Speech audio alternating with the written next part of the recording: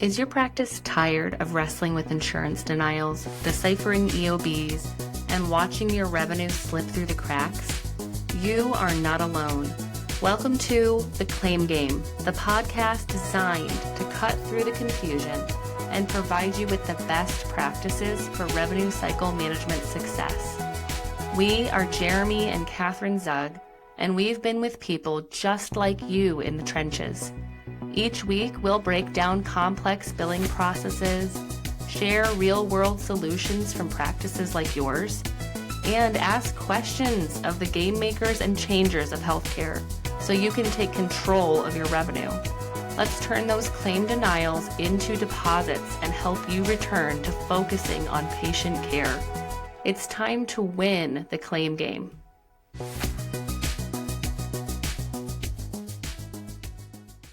Welcome back to the Claim Game. As a reminder, we're going through revenue cycle management best practices. In the last round, or the last time around the table, we discussed different considerations for picking your game partners. Payer selection is a really important step for helping you be successful as you begin to make it around the game board, right? And as a quick reminder, if you missed the initial board setup, we want you to understand the full scope of the board of healthcare, right? How this thing works and how the 6 domains of billing all work together to create the healthcare landscape. So be sure to check out episode 1 for the complete overview of the key territories. Now, today, we're going to focus our attention on our current territory, credentialing. And today, we're going to zoom in on the credentialing process. And this is a real page turner, so you can work toward initiating the game. We're going to start with an overview of the whole process, and then in future rounds, we will zoom in on different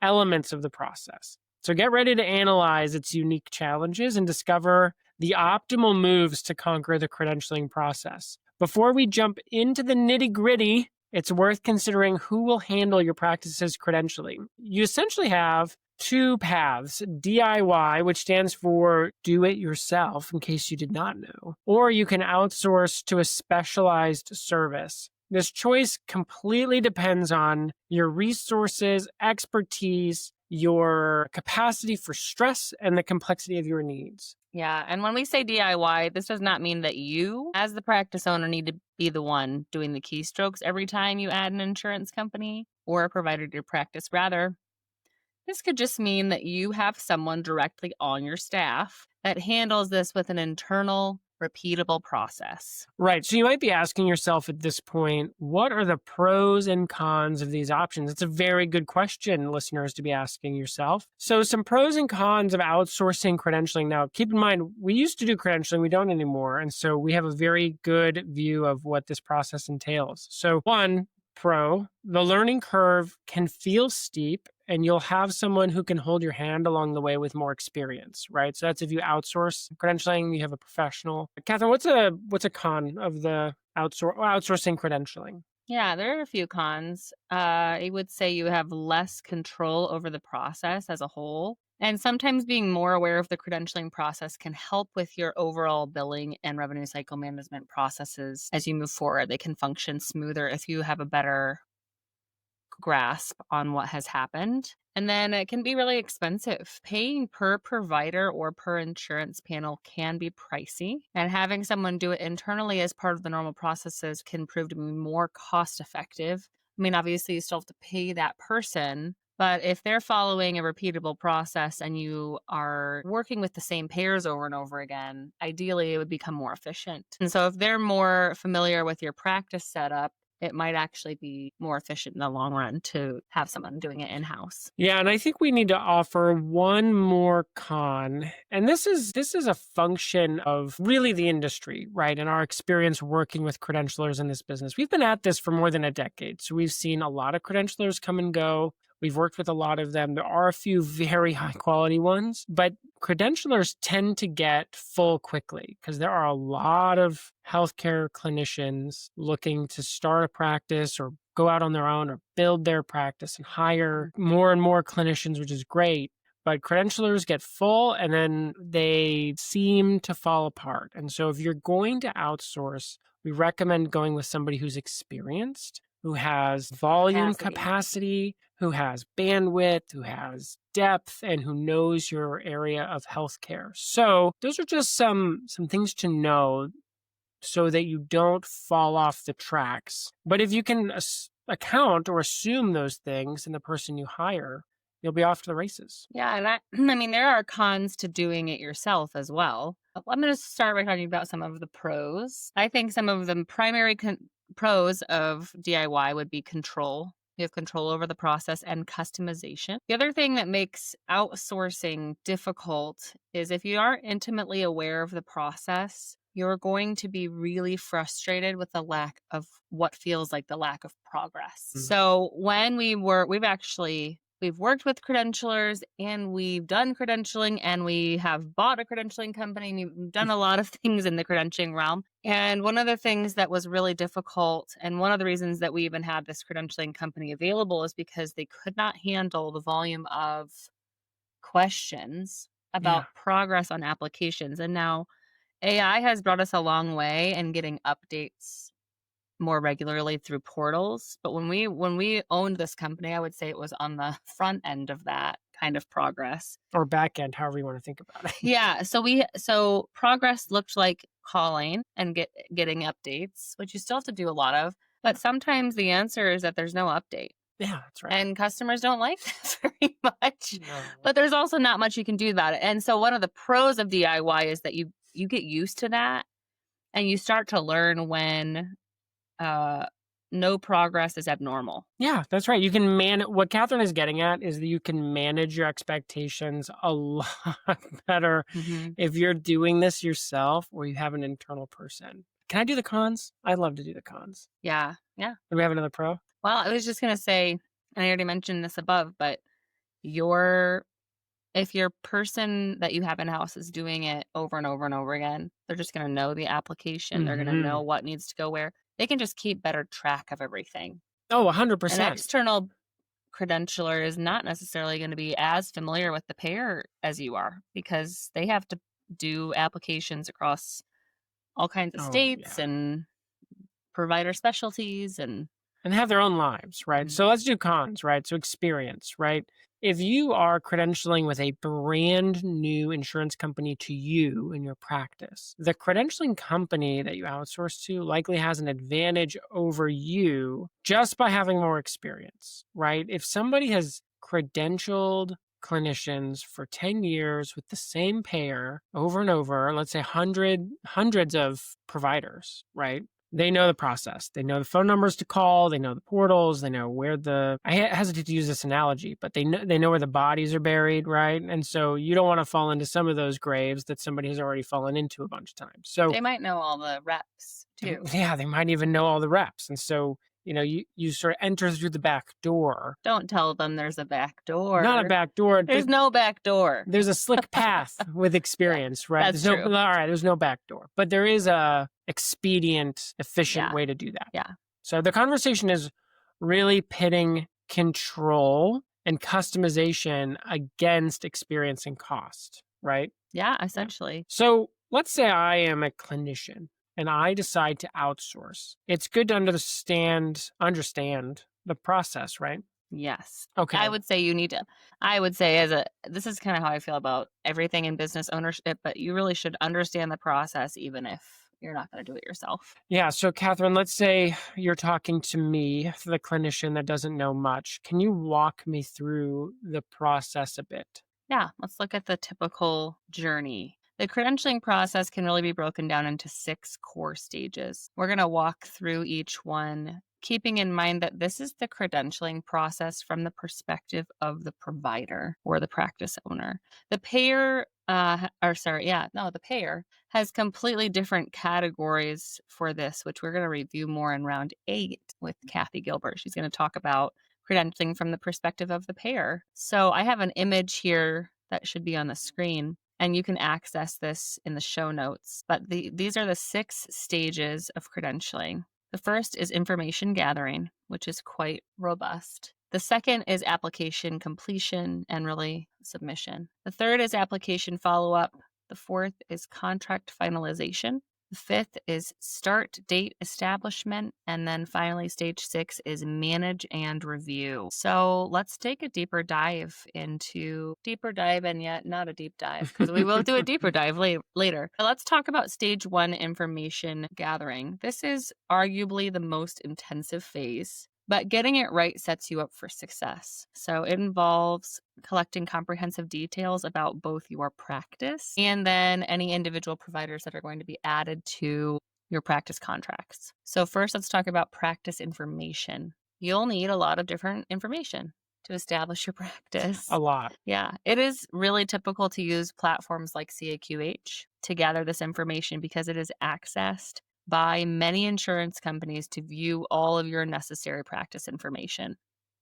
We're going to go through the specifics of what information is needed when we do that, a deeper dive actually in episode 5, round 5. So whether you outsource your credentialing or you do it in-house, you still have to get your information into CAQ, which needs to be up to date at all times. And this part is typically done by you. Yeah, you're going to get a notification probably quarterly about this, and you need to do it. It's called attestation. Complicated word for, is your information the same as it was last time? And it's very important to do. Payers very much care about that. Yes, and we will talk more about that later. Yep. There are ways to set up your CAQH, if you didn't know, so that a single person in your practice can manage the practice information, which is then linked to multiple providers. So this is where I would recommend having an in-house admin or something like that is going to be keeping the practice information up to date and then linking providers as they get added, so that practice information is associated with the individual providers. This in CAQH language is called a practice manager. This practice manager can control the practice information and the affiliated providers. They cannot do all of the work to get the individual provider set up. There are definite limitations to what the practice manager role can do, but the link to the practice can speed the process along. So here is a short general list of the practice information you may need to get started. This is very condensed. We will go over much more detail in round 5, but I want to just give you a brief overview here. Can I jump in really quick? Yes. A more complete list, a comprehensive list, is found in this book right back here, Insurance Billing Basics, which you can find on our website. But that has an actual complete list of things that you're going to need to gather. And yet I'm still going to say there could be more. Yes, that's right. So identifying information, which means you need the name of your practice, the name of your owners, address, phone number, etc. Bank information, which I'm not going to go into details on what that is until round 5. You need bank information, contact information for a point of contact within the practice, a list of your services, and then you will need something to demonstrate if you have any kind of disability accessibility information in your office. And you may not, and that's fine, but they're going to ask you questions about that. So like I said, we'll be more comprehensive in round 5. Next, within information gathering, and that will be the same for every payer. So you want to have that available at all times. Your practice information, for the most part, doesn't change unless you move locations or move banks or etc. So then we have provider information, and this is specific to each individual practitioner. This is where a practice manager role in CAQH can get that information started, but really can't get them across the finish line. So this is our recommendation. Have some sort of intake interview with your new providers when you're onboarding them so that you can gather this information in one place and walk them through their CAQH account live. You are not supposed to have access to someone else's CAQH account. However, you can sit with them physically and walk through it with them. This, in my mind, would be the job requirement for your in-house admin if you have one. Here is the general summary list of the provider information that you'll need. First and foremost, the credentialing status. Has the provider already created a CAQH account previously? Have they been credentialed with the insurance companies that you will be credentialing them with? It's important to know that.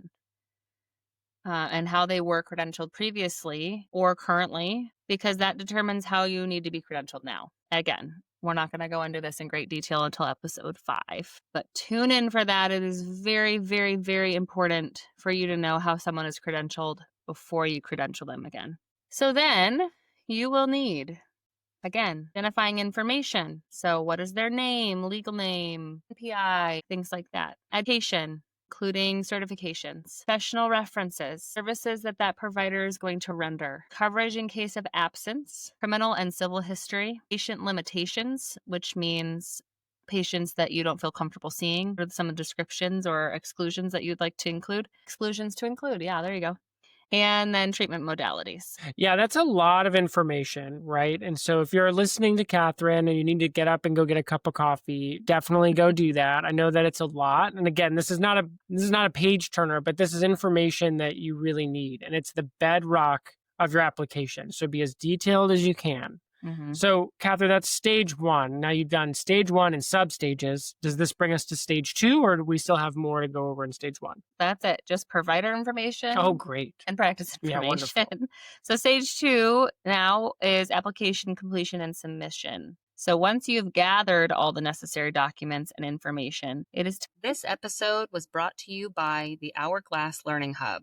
We know that managing your practice's revenue cycle can feel complex. That's why Practice Solutions has built the Hourglass Learning Hub, a comprehensive platform designed to simplify every aspect of your billing machine. We've organized foundational knowledge across 6 critical domains: credentialing, patient registration, eligibility and benefits, payment posting, aging follow-up, and claim submission. Each piece is vital, and we've compiled revenue cycle management educational articles for a clear understanding of how they all interconnect, giving you those aha moments you've been waiting for. For practical application, dive into our DIY billing resources, the very tools and templates our own team uses to help you proactively manage claims and optimize cash flow. And when you hit a roadblock, our Ask the Biller feature provides a direct channel to our seasoned experts for personalized video responses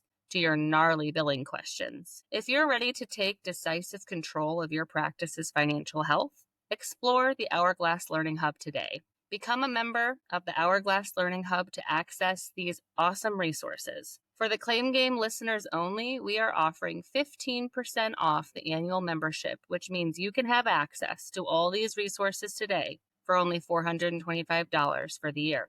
Click the link in the show notes to get started today. Time to actually complete and submit the applications to the payers. At this point, you need to do a little bit of research for your payer list. Spend some time collecting a list that includes the following for each of the payers you need to for onboarding providers: payer name, get the online portal link, any specific credentialing links or directories. I recommend storing blank applications or the link to the application. Oh, 100%. And then there's a difference between a full application and a change form. So get both. And then notes. You will have so many notes the more you do this. As you learn, you need a place to put feedback. So I recommend keeping a small chart of information that you refer to often. And I'm going to have another image. This should look something like this chart that is now on the screen. Once you have that chart completed, you can now begin to fill out the applications that you have linked within your chart. Like if I have 5 payers, I should have a full list of 5 applications on my chart ready to go. That will make your life so much easier. The application itself may be a PDF application. They were a lot when I was doing credentialing. Yeah. But I know a lot of payers have updated it to some kind of online form or within the portal form. So you just need to establish your practice first, if you have not already done that, so that you will start by credentialing your practice and yourself as a practice owner if you are associated with your Type 2 NPI.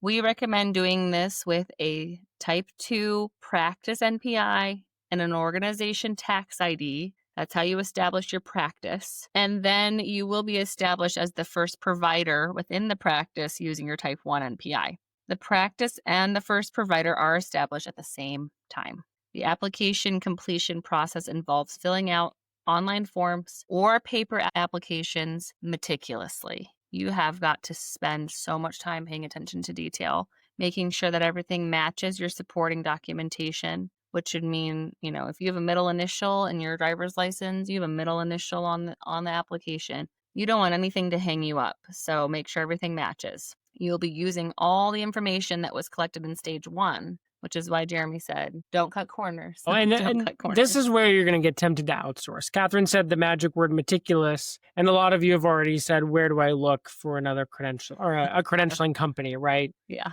But keep in mind, there's a difference between control and cost, right? So keep that in mind. Yeah, and you'll learn what is important to the insurance companies as you go. So once you've established a group practice contract with the insurance company, you really only will be adding individual providers to an established contract using their type 1 NPI. So you will not need to establish your practice again.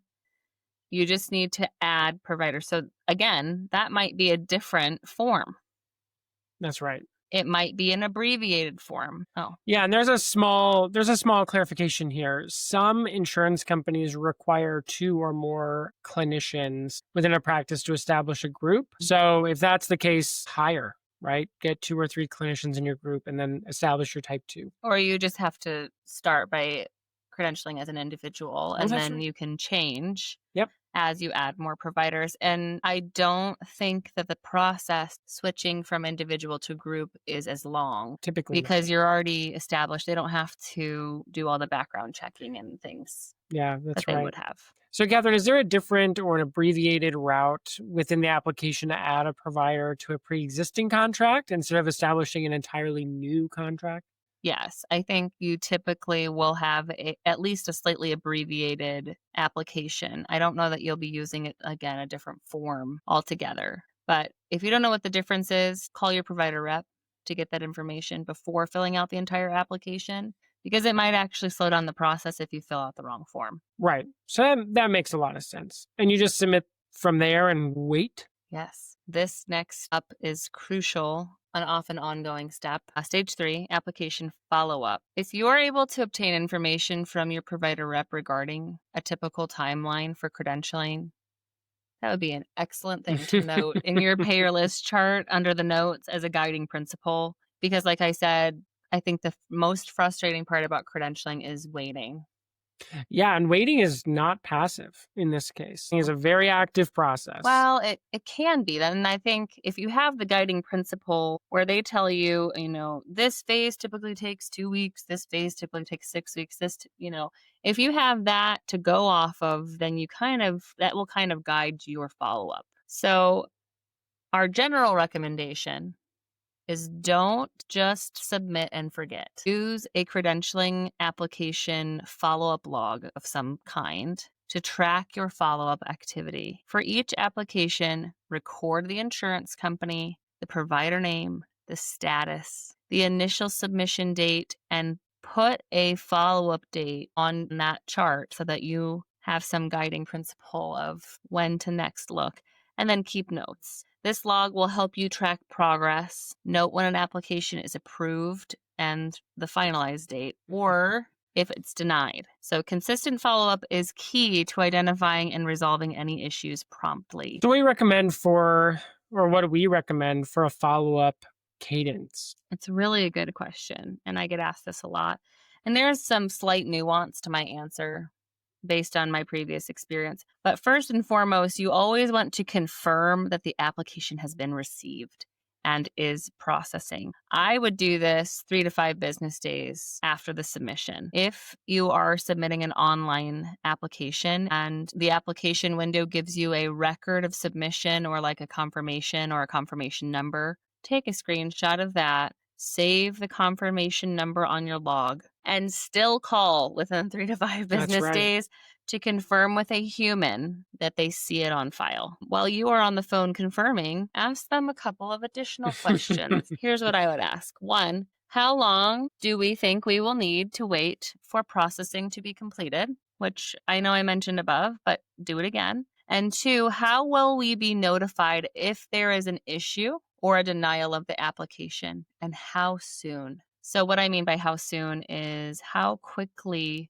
will the notification be sent out after the issue or denial happens. That information will give you a lot of guidance on the cadence of follow-up. So put that information in the notes of your payer list chart or in the log that I mentioned so that you can keep that and reference it often. If you don't like the answer to the second question, and you probably won't, I would recommend doing follow-up on your application via phone or a responsive email every 2 weeks to make sure you aren't missing critical updates that can be sped along with proactive interaction. Yeah, that's right. And keep in mind, again, you're going to put on your detail-oriented type A hat during this process, or you're going to assign the type Someone A who hat. is. That's right. Yes. You didn't go to grad school and do all of what you needed to do to wade through a concrete mess of paperwork. But again, like Kathryn said, it's very important that you understand how this works. So what type of information should we expect when we follow up? You will likely get very little information Yeah. when you follow up. It is most probable that you will hear the same answer of, it's still processing when you call, which is not bad news. No. But you call anyway because you want to ensure that you don't miss a more substantial update when it actually comes. And that's why I think the answer to that second question above is so important, because if they're telling you, it's going to come in the mail, which it might, then that's probably not going to be satisfactory to you, because that could delay your process even more. So here are some of the updates that could come when there actually is an update. 1, we need more information. Okay, you're missing a supporting document. You need to clarify something. 2, your application was denied. Oops. 3, your application is in final review. Or 4, your application has been approved. You will want to know if any of those things have happened. And we have to call to get this information? Like we have to speak to an actual human being? Not necessarily. There may be an online portal that has a progress bar that is maintained with an up-to-date status. Like a pizza delivery bar. Yeah, like Domino's. I don't know if I'm allowed to say that on Shout out to Domino's. As AI comes into play, we have seen a lot more sophistication in the status updates online, which is good as a level 1 of updates. But if you see the same update over the course of a month and you're not seeing any change, I would still call. Yep. Or email. Like I said, if you have a responsive representative that can just do a quick peek, great. That's even better. You don't have to wait on hold and... Yeah, it is even better. And that would indicate, too, that you've picked a very good insurance partner to play this game with if they're that responsive. So what happens if the application is flagged for more information, or just if the worst happens and you're just flat out denied? What happens then? I mean, if it's flagged for more information, you want to make sure you speak to a person who can tell you exactly what you need to fix or provide to them. Get as much detail as possible regarding what was flagged so that you can provide the information one time and not get flagged again. No kidding. I would also write down what you learn in your chart for future reference, because if you made this mistake this time, you'll probably make it again if you don't keep a note. If the application is denied, there's not much you can do. You have to start over at square one and resubmit a full application. Hopefully, your information is still saved, so you don't have to do the keystrokes again, but you will have to submit it from square one again. If this happens to you, again, speak to the person who can tell you every detail about what was submitted incorrectly, because you need to document this with great detail to learn and avoid this in the future. And when we speak with Kathy Gilbert in episode 8, you will learn that there are, in fact, people on the insurance side who will sit with you and walk you through the application step by step. If your rep isn't doing that, request somebody else. That's right. I mean, keep in mind, the mandate of an insurance company is twofold. One is to provide healthcare, access to care, access to quality care for the membership that they serve. And 2, it's to make money, right? That first priority is the one that they're trying to satisfy through your participation in their network. So that is a priority. Make sure you get somebody on the phone that can do that. So what if my contract is approved or in final review? I can see clients, right? And submit claims and get paid? Nope. What? No. Once your application is making its way through, you will eventually reach stage 4, contract finalization. Woohoo! When a payer approves your application, they will typically issue you a contract. You might receive a welcome letter, but you have to have a contract at some point.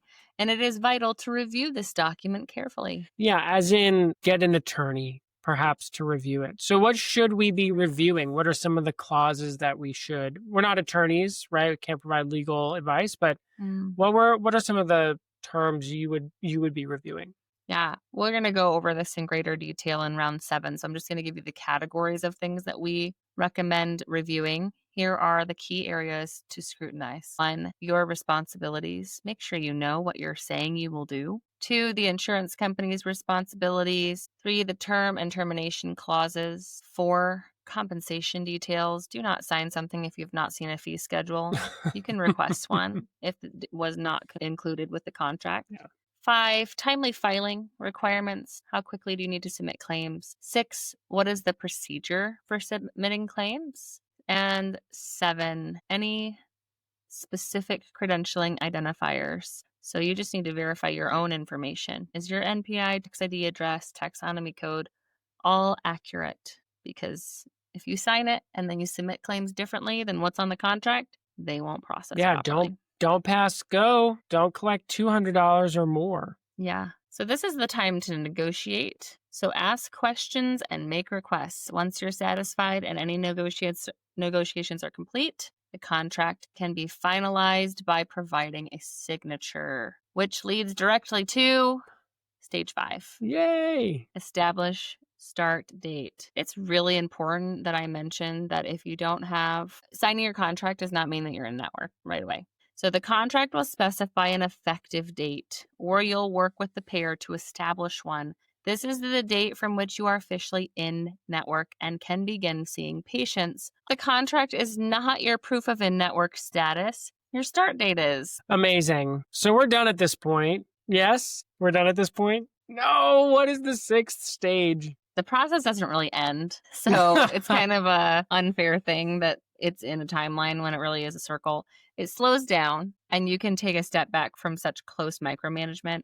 But stage 6 is manage and review. Credentialing is not a one-time event. You'll need to manage your credentialing status on an ongoing basis. This includes re-credentialing or reattestation, which we've mentioned at the beginning, which payers require periodically, often every 2 to 3 years, sometimes annually. It also means keeping all of your information updated with them, such as changes in address, changes in services, provider license changes. And you do this by keeping your QH up to date. Yes. You should schedule time to review your CAQH information every 6 to 12 months. And Jeremy mentioned earlier that these things are sent out to you. There's some automated emails that come to you. Even if you're getting those, I might put those in a junk email folder or something. Like I'll get to that later. If you do that, that's fine. Just make sure you have a regular cadence to review and update that information, even if nothing has changed. Yep, that's right.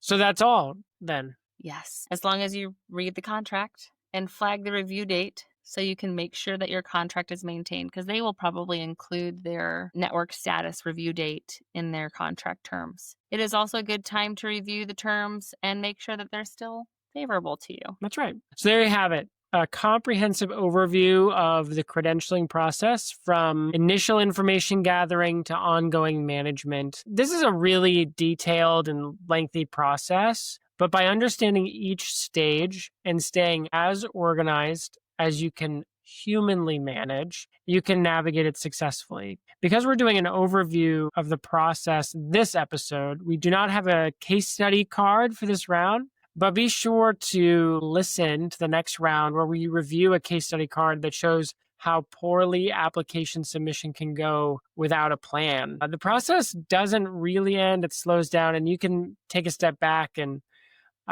that's right. So at this point, we really, really thank you for bearing with us through this episode. I don't know where we are. Thanks for tuning into the Claim Game. Join us next time as we do a deeper dive into credentialing application completion in much greater detail. If you have any questions or want help with any resources that we have recommended in today's episode, consider looking at our Learning Hub that has credentialing resources already made for you to use. There's a link to the Learning Hub in the show notes. If you enjoyed today's episode of the Claim Game, please take a moment to leave us a rating and review wherever you listen to your podcasts. It really helps new listeners to find us. Make sure you never miss an episode by subscribing to the Claim Game on your favorite podcast app. Your feedback means so much to us. We want to provide valuable education about revenue cycle management. So if there's something we didn't cover in our topic that was a burning question for you, please let us know so we can try to get you the information you desire. You can find the links to all resources we mentioned in this episode in the show notes. And if you want to dive deeper into our resources, we have 2 places you can do that. First, you can go to our blog at practicesol.com/blog, where we have 8 years of educational blogs. If you want to learn more about what Practice Solutions does, reach out. We'd love to hear from you. Just go to practicesol.com to learn more and to connect with one of our awesome people on our team. Thanks for listening. We are Jeremy and Kathryn Zug, and this is The Claim Game. See you at the game table next time.